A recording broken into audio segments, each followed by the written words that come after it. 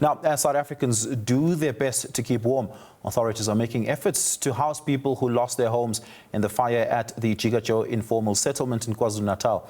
A reported 700 structures have been destroyed and over 400 people have been left homeless. Ali Sablay of the Gift of the Givers joins us now for more on this. Ali, good evening. Thank you so much for your time. Really do appreciate it. In your response to on your team's response rather to the Jika Joe informal settlement fire, what was the level of damage that you observed on the ground? As soon as our teams got on the ground, they could see there's going to be a huge humanitarian efforts needed.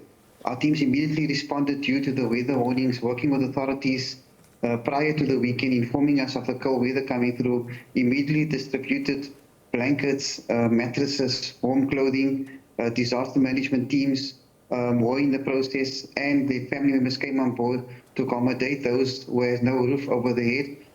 Our teams did the immediate humanitarian needs in terms of warm clothing, blankets, etc. And our teams are currently on the ground working with authorities to see what further assistance is required in the Jika Joe informal settlement, especially to families that have been left displaced. And that assessments will be ongoing, as we do know it's inclement weather currently in the province. So we are just glad that, everyone has been accounted for and people are in a place of safety currently as we are speaking. And the relevant response or relevant humanitarian aid distribution will take place over the next few days. Yeah. Give us a sense, Ali, of the extent of the humanitarian aid that happened after the fact and whether or not you know of any efforts to house people, not just, one would assume that clothes and food is quite essential at this point, but is there any sort of temporary replacement or temporary placement of those who have been displaced that you know of? We do know the relevant Department of KwaZulu-Natal was on the ground, the Provincial Department of KwaZulu-Natal. Department of Human Settlements will also be coming on site. They will then be doing an assessment, getting the exact numbers of people affected. And once the people has been accounted for, the exact numbers of people that has been allocated to, that has been identified of those that has been affected, the site first has to be cleared up. And then we do know the Department of Human Settlements, the relevant Department of KwaZulu-Natal, the local municipalities, will be providing these families with the necessary building kits just for them to have a roof over their head. And that process will be happening in the next few days.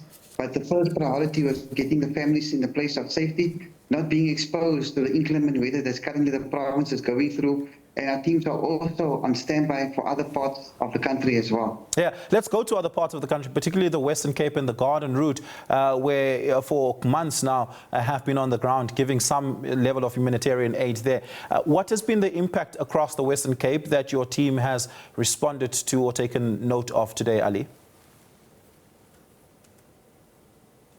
As the temperatures are dropping, we find those in the informal settlements, and unfortunately always those the most vulnerable, they are always exposed to the highest form of devastation. And as families try to keep warm, we do know sometimes they fall asleep as soon as the warmth goes through the informal settlement or in their structure.